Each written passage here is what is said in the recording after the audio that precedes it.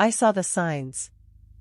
I want to start there, because the story I told myself for a long time, and that it was easy to tell, because it was partially true, was that I missed them. That I wasn't paying attention. That things moved fast and I didn't have the context to read them accurately. That's the comfortable version. The accurate version is that I saw the signs clearly, I understood at some level what they were pointing to, and I found reasons not to follow the implication all the way to its logical end. This is a story about a friendship that was ending.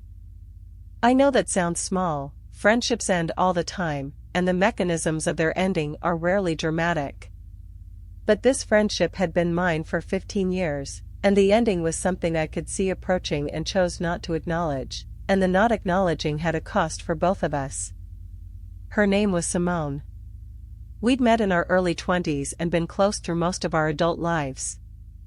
The specific texture of our friendship was one of the things I valued most, an unusual combination of honesty and warmth, the ability to say difficult things to each other without the difficulty breaking something. That ability began failing around year 12. Not suddenly. The way most things fail in long relationships, gradually, in small increments, each individually deniable, collectively unmistakable. We started to see each other less frequently, and the sessions when we did meet had a different quality.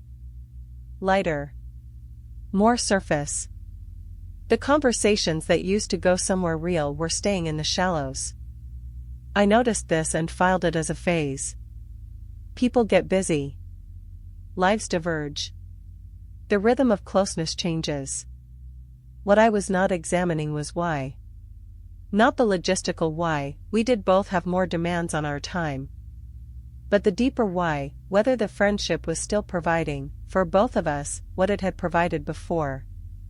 Whether we had grown in directions that no longer supported the specific kind of closeness we'd had. Whether the honesty that had been our foundation had become something neither of us was willing to exercise anymore, and whether that avoidance was itself a form of answer. The signs were specific, conversations that felt managed. A slight carefulness in what each of us would say. The specific absence of the things we used to say, the uncomfortable observations, the honest reflections, the willingness to name what was actually happening between us. We had both stopped doing that. The question was why. I didn't ask. Asking would have required naming the dynamic, and naming the dynamic would have required Simone and me to look directly at something that both of us were managing not to look at. The distance between us. Whether it was temporary or structural. Whether the friendship we had now was the friendship we actually had, or a performance of the friendship we used to have. Those are hard questions.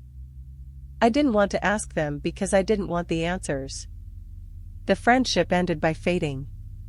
There was no conversation, no confrontation, no clean break.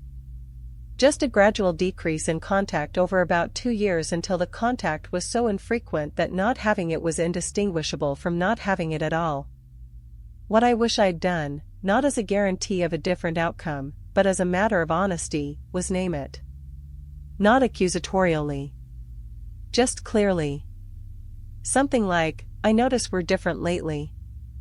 Are you feeling that? Is there something we should talk about? That conversation might have gone anywhere. Maybe Simone had been feeling something she needed to name too. Maybe the distance was temporary and naming it would have cleared it. Maybe the honest conversation would have revealed that we had genuinely grown apart in ways that were real and needed to be acknowledged, and that acknowledgement, though painful, would have been cleaner than the fade. I'll never know. I chose the fade instead. The fade is gentle in one sense, it doesn't require a confrontation. But it has its own costs. It leaves things unresolved. It doesn't give either person the chance to understand what happened or to say the things that might have been worth saying. It ends something that mattered without the respect of an ending. I see patterns now when relationships are changing. When the dynamic is shifting in ways that feel like a message. I've tried to learn to speak into those shifts rather than letting them accumulate into distances that eventually become permanent. Not every relationship can be saved. Not every shift is reversible. But every significant relationship deserves the honesty of being spoken to directly when it's changing. I owed Simone that. I didn't give it to her. And I think about that more than she probably knows. What I've learned about the pattern I've described, the specific mechanism, the way it operates below the level of conscious decision, is that it doesn't respond to willpower alone. Willpower is useful for short-term resistance. For the long-term restructuring of a deep habit or tendency, you need something different. You need to understand what the pattern is doing for you. What it's providing. What it would cost you to give it up. Every destructive pattern has a function. That's the uncomfortable truth. We don't maintain things that don't serve us in some way, even if the service is maladaptive, even if the cost is greater than the benefit. The pattern of staying when I should have left, or not seeing what was in front of me, or following the feeling without examining it, each of those had a function. Protection from loss. Management of fear. Maintenance of an identity that required me to believe certain things about myself or others. Understanding the function doesn't excuse the pattern. But it makes the change possible in a way that pure willpower doesn't.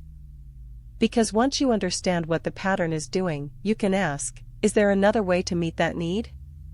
Can I get the protection, or manage the fear, or maintain whatever I need to maintain, through a behavior that doesn't cost me what this one does? Usually the answer is yes.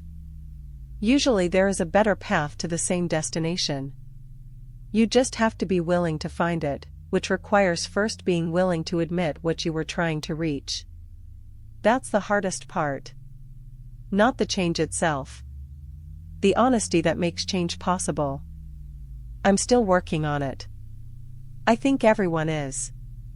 The work doesn't end. It just gets more familiar. And familiar, at least, is something you can navigate. Even in the dark. There's a particular quality of mourning I've noticed in the period after working through something significant. A specific lightness. Not happiness, exactly, not the performed kind, not the kind that requires circumstances to be good. Something more elemental, the sensation of being present in your own life instead of slightly beside it. I chased that sensation for years before I understood that it wasn't something that arrived. It was something you had to create the conditions for. And the conditions are, at their core, very simple: honesty with yourself about what's happening, willingness to feel what the situation asks you to feel, and the courage to take the action you know is needed even when the action is uncomfortable. Simple to describe. Difficult to execute. Difficult in ways that are specifically, personally yours, in the ways your history makes difficult, your particular fears, your particular blind spots. But that difficulty is not a wall. It's a map. The places where you find the most resistance are usually the places most worth going. I spent time going around the resistance. Managing it, distracting from it, building elaborate structures to not have to walk through it. The structures consumed more energy than walking through the resistance ever did. I just didn't know that until I started walking through. The story I've told here is the story of one chapter. One specific set of choices in one specific situation. But the mechanism, the way the pattern operated, the way I enabled or avoided or mistook or missed, that mechanism has appeared in other forms in other chapters. It probably will again. Not identically. But recognizably. What I carry forward is the recognition itself. The specific texture of the thing when it's happening. The way my body registers it before my mind catches up. The particular quality of the avoidance or the escalation or the wrong certainty. Learning to recognize the mechanism faster. Acting on the recognition sooner. That's the work. And it's worth doing. Every single time. I want to leave you with the thing I wish someone had told me earlier. Not a formula. Not a framework with steps. Something simpler and harder. Most of what we avoid in ourselves is survivable.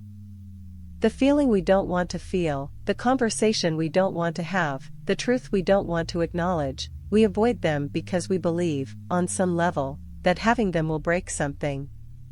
That the reality is too large to hold. That if we stop managing around it, it will overwhelm us. It usually doesn't. What breaks us is more often the managing, the ongoing, exhausting, expensive work of keeping something at bay.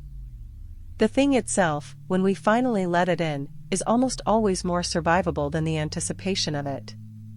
I know this from experience. From specific, personal, hard-won experience. The thing I dreaded most in the story I've told you was not as large as the managing of it. The moment I stopped managing and started facing was difficult, yes. But it was bounded. It had a shape. It moved. Things you manage around don't move. They sit in exactly the same place, requiring the same amount of energy to maintain, for as long as you're willing to keep paying. I stopped being willing. And what was underneath was not a catastrophe. It was just the truth. And the truth, it turns out, was something I could hold. So can you.